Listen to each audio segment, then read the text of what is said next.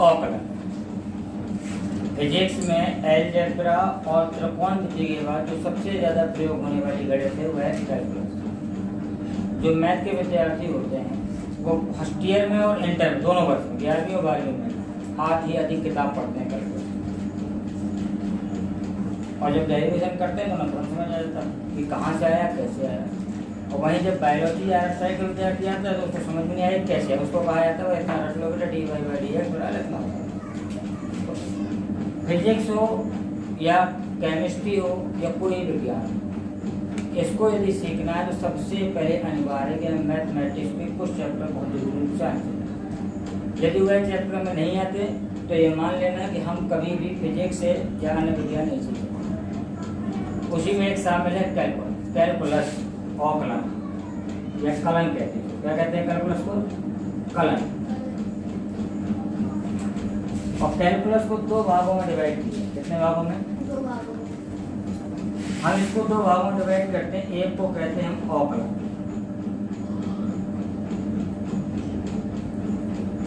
Definition. अंग्रेजी word याद करते जाना इसके, क्योंकि जब आप कभी भविष्य में आगे तैयारी करेंगे नीट की या IIT की तो आपको वहाँ पर अंग्रेजी ही मिलने वाली है, हिंदी प्रयोग होने वाली नहीं। समाकलन, इंटीग्रेशन।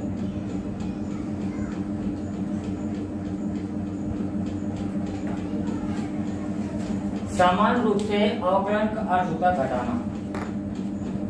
अवकलन का शाब्दिक अर्थ क्या होता है? घटाना। मान लो हमको एक बिल्डिंग बना रहे हैं, क्या बना रहे हैं? और बिल्डिंग यदि बनानी है हमें तो क्या हम इकट्ठी 1 लाख एक जगह उड़े देंगे और बिल्डिंग बन जाएगी? नहीं बनेगी ना।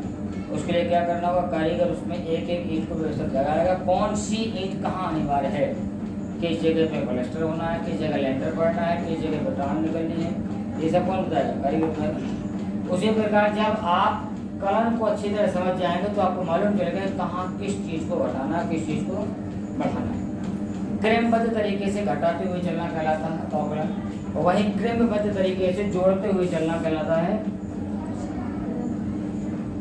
समाकलन। अवकलन को हम dy/dx से दर्शाते हैं। ये अवकलन दर्शाने का संकेत क्या है? संकेत dy/dx।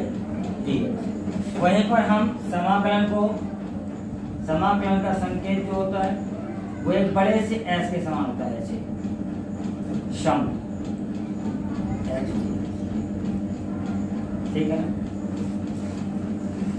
यदि हम किसी का समाकलन कर रहे हैं जिसका मतलब उसकी संख्या बढ़ेगी, अवकलन कर रहे हैं तो उसकी संख्या घटेगी। अवकलन करने का एक सामान्य सूत्र होता है, मैंने कहा dy/dx x की घाते n, dy/dx x की घाते n का हम क्या कर रहे हैं? अवकलन कर रहे हैं। तो इसका अवकलन हो जाएगा n x की पावर n-1। क्या हो जाएगा? यह सूत्र आपको फॉर्मूला याद रखना होगा अवकलन करना। यदि हम किसी संख्या पे घात कोई चढ़ी है उसका अवकलन कर रहे हैं तो वह घात आगे आ जाएगी, उस घात से एक कम हो जाएगा। यह सूत्र है काय का? अवकलन। वहीं यदि हम समाकलन के फॉर्मूले की बात करें तो हमने कहा जैसे समाकलन x की घाते n dx, तो इसका हो जाएगा x की घाते n+1 upon n+1 plus c। यहाँ पर कोई अचर राशि जो साथ चलेगी, ठीक है ना। अब देखो यहाँ पर क्या हो रहा था, यहाँ n घात थी, यहाँ n से क्या हुआ है? कम हो गई। वहीं पर यहाँ n घात थी, यहाँ n के कितनी हो गई? n+1 बढ़ गई। यहाँ पर कम हो रही हो, यहाँ पर बढ़ गई। उदाहरण से समझते हैं। जैसे मैंने कहा एग्जाम्पल में dy/dx x की घाते 8, क्या कहा मैंने? dy/dx x की घाते। अब हमें इसका अवकलन निकालना है, क्या करेंगे? 8 कहाँ आ जाएगा हमारा? आगे आ जाएगा। x की घाते कितने हो जाएंगे? 8 - 1 अर्थात 8 x की घाते 7। बात समझ में आ गई? हमने क्या किया? इसी रूल पे किया ना, 8 को निकाल के कहाँ कर दिया? आगे कर दिया। जो n था हमारा वो आगे आ जाता था ना, तो एन कितना है यहाँ पे 8 है, उसको कहाँ ले आए आगे, और एन से कितना घटा दिया 1, अर्थात 8 से कितना घट गया 1, तो अवकलन कितना आ गया हमारा 8 एक्स की घाते 7। उसी तरह मान लो हम करते हैं समाकलन किसी का, हमने लिया एक्स की घाते 7 dx, कितना लिया एक्स की घाते 7 dx। अब इसका हम समाकलन निकालें, कितना हो जाएगा x 7 + 1 upon 7 + 1 is equal to x की घाते 8/8 प्लस सी। यहाँ पर अचर मान, जब हम इस समाकलन आपको विस्तार से बताएंगे कैसे आता है, क्या है ये तुलनात्मक ढंग दोनों को समझ। अवकलन निकालने के लिए क्या करेंगे, हम फॉर्मूला प्रयोग करेंगे, x की घाते n बराबर nx की पावर n-1। वही समाकलन निकालने के लिए क्या करेंगे, x की घाते n /dx कर रहे हैं, तो ये हो जाएगा x की घाते n+1 बटे n+1। दोनों चीज समझ गए होंगे, टेक इट नोट, इसको नोट करिए, कर दिया चलो। अवकलन और समाकलन के लिए सभी के सभी फॉर्मूले लिखकर याद करें। जितने जल्दी ये आपको फॉर्मूले याद हो जाएंगे उतने ही जल्दी आप बड़ी सरलता से इसको कर पाएंगे। पहले इसको नोट करिए।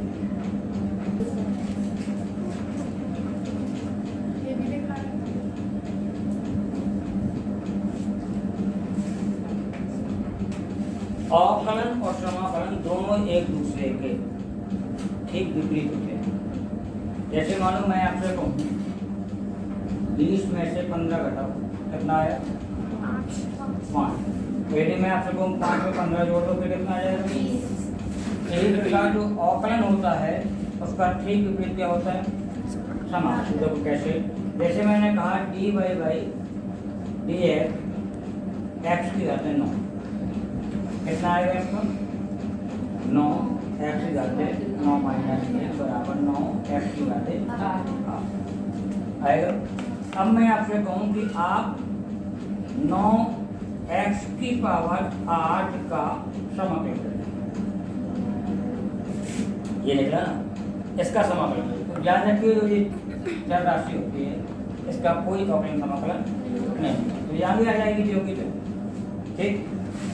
अब कितना बचा हमारे पास x की घाते 8, तो कितना हो जाएगा ये x की घाते 8 + 1 बटे 8 + 1 कितना आया 9 गुणे x की घाते 9 बटे। देखिए जिस संख्या का हमने समाकलन किया था यदि उसी संख्या के परिणाम का हम क्या करते हैं समाकलन करते हैं तो फिर वही संख्या है।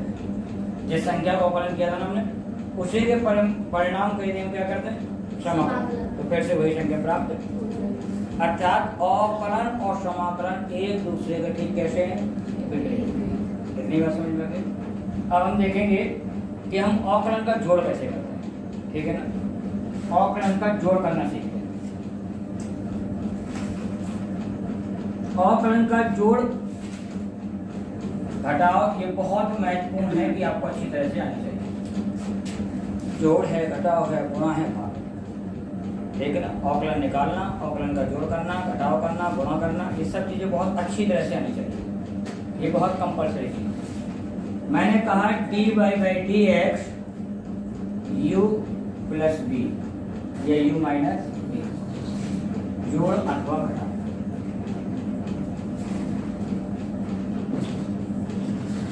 याद रहेगा ना क्या कहा, जोड़ अथवा। यदि हम किसी संख्या का अवकलन का जोड़ या घटाव कर रहे हैं तो उसमें जो पद होंगे उनका अलग अलग अवकलन निकाल कर जोड़ या घटा दें। कैसे, यहाँ u दिया है तो हमने तुरंत ही लिखा du/dx ± dv/dx। नहीं बात समझ में। अब आपको सर यहाँ u कहाँ से आ गया, है ना। जैसे मैं लिखता था dy/dx लिखता था, इसका मतलब ये होता था कि y का x के सापेक्ष हम अवकलन कर रहे हैं। क्या कर रहे हैं, y का x के सापेक्ष हम, यहाँ x होता था ना, तो y का x का सापेक्ष यहाँ u है, तो u का x के सापेक्ष हम क्या कर रहे हैं, अवकलन कर रहे हैं। इतनी बात समझ पाई ना। जैसे मान लो मैं आपसे कहूँ 5 kg से 10 सेकंड घटाओ, 5 kg से 10 सेकंड घटाओ, बढ़ जाएगा क्या?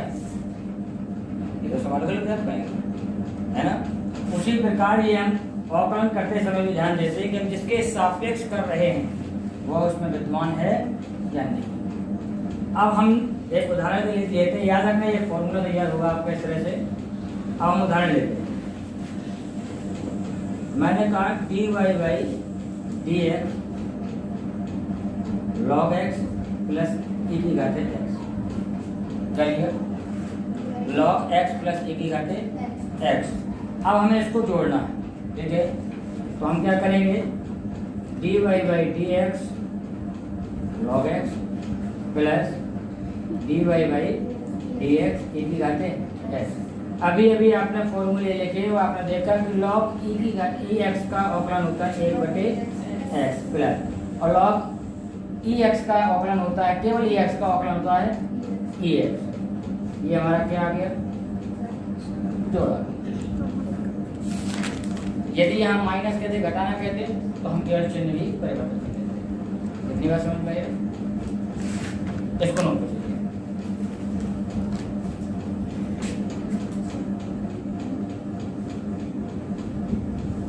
अब हम देखेंगे अवकलन का गुणा। क्या देखेंगे? अवकलन का गुणा। देखिए, जैसे मैंने कहा dy by dx u into v, यहाँ पर दो संख्याओं का गुणा हो रहा है, u और v का। नोट बाद में कर लेना, पहले समझ लो। dy by dx u into v। जब हम इसका करते हैं तो कैसे करेंगे? सबसे पहले पहला पद दूसरे का अवकलन प्लस दूसरा पद पहले का। बात समझ में आई? यहाँ दो संख्या होंगी ना, पहली संख्या दूसरे का अवकलन, दूसरी संख्या पहले का अवकलन। अब उदाहरण से लेते हैं, जैसे मैंने कहा dy बाई dx e की घाते x इंटू x की घाते 4। चलिए dy बाई dx e की घाते x इंटू x की घाते 4। अब इसका गुणा करते हैं। हमने करना शुरू किया तो क्या हो जाएगा, पहली संख्या ज्यों की त्यों, दूसरे का अवकलन हो जाएगा हमारा dy बाई dx x की घाते 4 प्लस दूसरी संख्या ज्यों की त्यों और पहली संख्या का क्या हो जाएगा, अवकलन। अब आपको पता होगा e की घात x का तो e की घात x है, ज्यों का त्यों रहेगा। x की घात 4 का अवकलन कैसे होगा, 4x की घात 3 आएगा ना। n माइनस 1, n कितनी है, अब 4 है ना, 4 आगे आ गया, और n माइनस 1 कितना हो गया, 4 माइनस 1 3 प्लस ये यूं का त्यों, और e की घात x का क्या होता है, e की घात x। अब हम यहाँ पे क्या कर सकते हैं, x की घाते ex और x की घाते 3 ले सकते हैं कॉमन। यहाँ कितना बचा, 4, यहाँ कितना बचा, x। इतनी बात समझ में आ गई सबको? अगर हमें गुणा करना तो क्या करेंगे हम, पहली संख्या दूसरे का अवकलन, दूसरी संख्या और पहले का। ठीक है, इसको नोट करिए।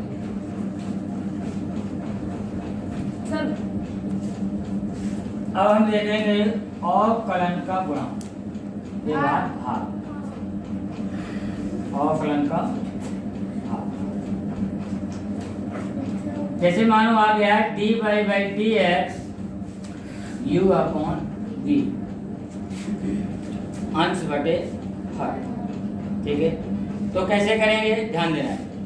हम करेंगे यहाँ पर हर इंटू अंश का अवकलन। क्या कहा हमने, हर इंटू अंश का अवकलन माइनस अंश इंटू हर का अवकलन बटे हर का वर्ग। याद रहेगा क्या काम है, हर इंटू अंश का अवकलन माइनस अंश इंटू हर का अवकलन बटे हर का वर्ग।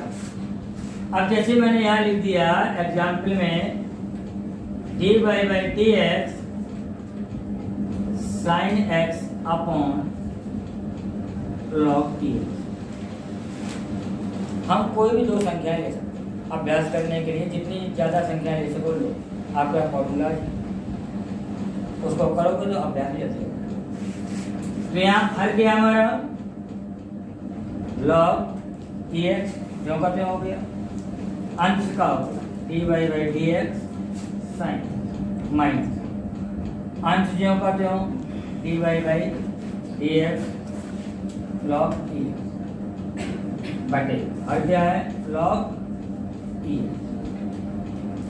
का लॉग ई एक्स क्यों करते हो, ये आधार पर है क्यों करते हो।